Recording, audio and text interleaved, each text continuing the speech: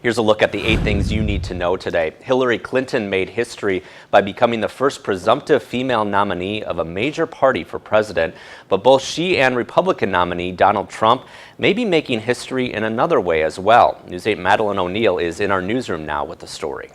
Mike, polls show both Clinton and Trump are two of the most unpopular candidates in history, with a New York Times and CBS poll showing more than half of voters have unfavorable views of both of them. In fact, political science professor Joe Heim told me today we've never seen two nominees rated more unfavorably. Some locals I spoke with say it will be an interesting election, but many won't be voting for their first choice come November.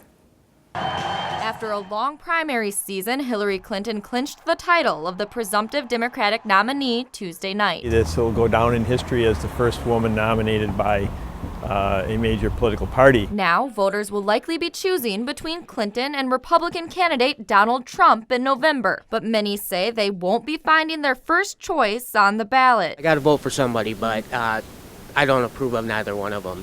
So I guess it's going to have to be Trump. I was a Bernie supporter who will now be throwing my support to Hillary. Not my first choice, but still much better than the other. Probably by November, most of us are going to hold our nose and pick between the lesser of two negative candidates. Political science professor Joe Heim says increasingly negative campaigns have played a big role in the two candidates' unfavorable ratings. I don't think we've ever had two candidates that are so flawed and so unpopular.